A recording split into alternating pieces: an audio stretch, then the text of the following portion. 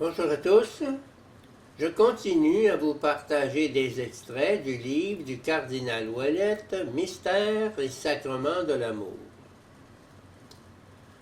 La théologie du mariage sacramentel, mariage, virginité et amour sponsal.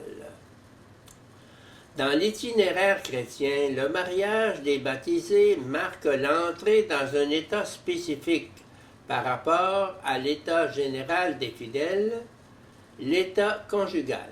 Code de droit canonique, canon 226, verset 1. Pastores Dabo Vobis, numéro 70. Comme le choix de la vie consacrée ou sacerdotale, le pacte matrimonial conduit les époux à un nouvel état. Code de droit canonique, 1063, verset 2, qui détermine de façon particulière en quoi ceux-ci devront et pourront rechercher la sainteté, fin de toute vie chrétienne. Lumen Gentium 42.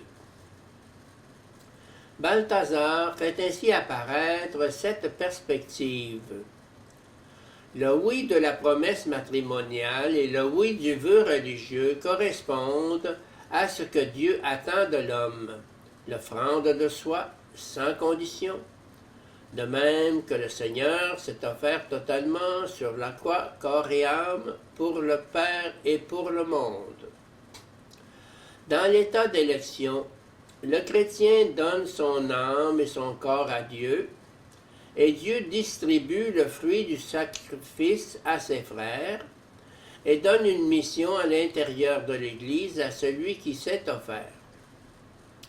Dans l'état de mariage, le chrétien donne son corps et son âme au conjoint avec le oui sacramentel, mais en Dieu, par la foi en Dieu, et dans l'espérance de la fidélité vécue de Dieu, qui ne privera pas son offrande des fruits promis, qu'ils soient matériels ou spirituels.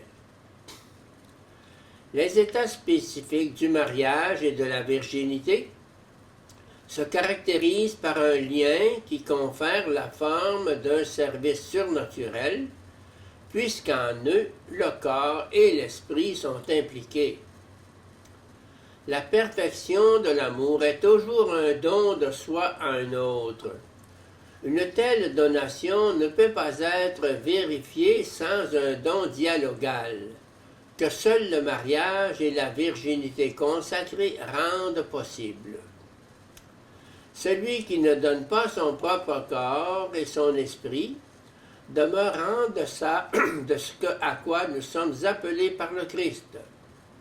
Ainsi, le mariage et la virginité sont les deux manières d'exprimer et de vivre l'unique mystère de l'alliance de Dieu avec son peuple. Familiaris Consortio 16. En vertu de la décision de foi des époux de se donner l'un à l'autre dans le Seigneur, toute leur vie se déroule désormais dans le domaine d'un état de grâce matrimoniale. Devant son épouse, le parler et l'agir de l'époux rendent présent le Christ. De la même manière, le parler et l'agir de l'épouse rendent présent à l'époux l'agir de l'Église elle-même. Étant présents l'un à l'autre, ils sont l'un pour l'autre signes de la présence du Christ. Comme le prêtre devant l'assemblée, ils représentent le Christ et rendent présente l'Église.